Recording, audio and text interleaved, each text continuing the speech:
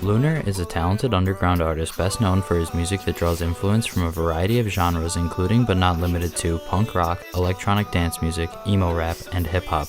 Hopefully this video helps you learn a little more about this artist.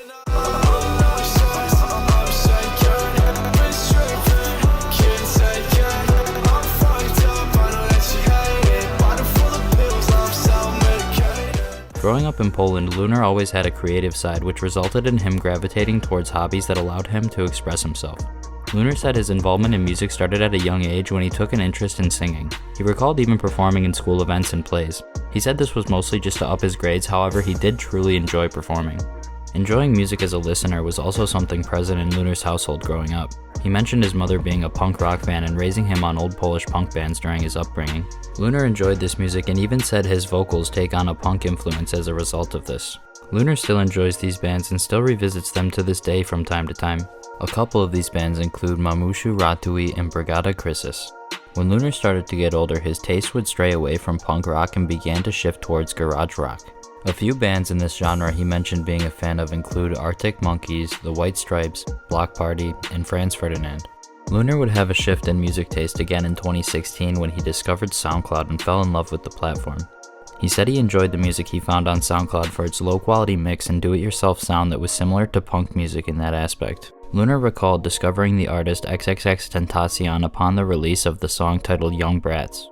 Lunarr continued listening to music in the SoundCloud scene and eventually discovered the artist known as Lil Peep in early 2017. Lil Peep was a big inspiration for Lunarr to start making music himself because he said he could resonate with Lil Peep's lyrics. At some point in 2017, Lunarr would go on to record his first song over a comethazine type beat.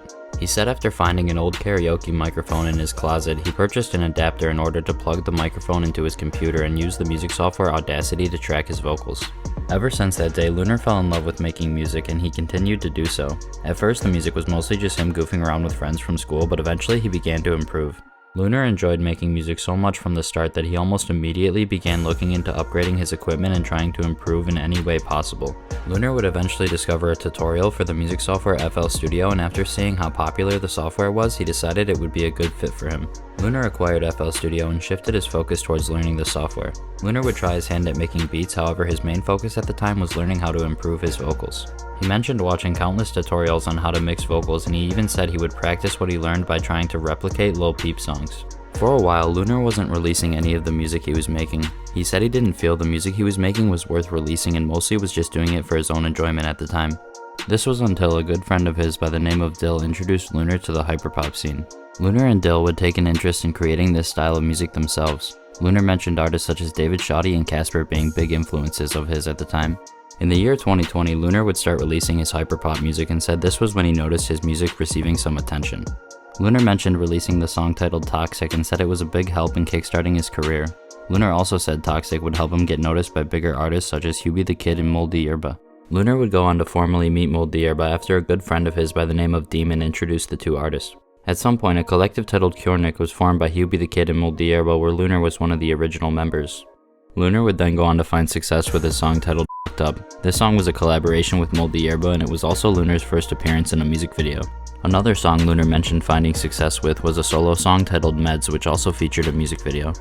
Eventually, Lunarr would stray away from this sound and began to branch out into other genres. He tried his hand in some rage beats and even mentioned gravitating back to emo rap for a while.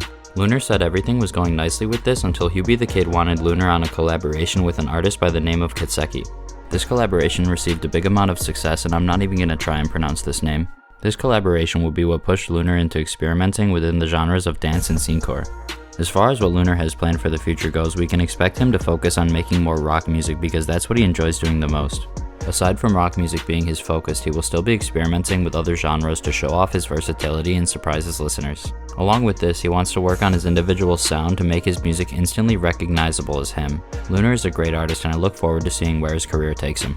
Well, that's all for this video. Big shout out to Hopeless for the edit, and please subscribe for more mini documentaries on various underground artists.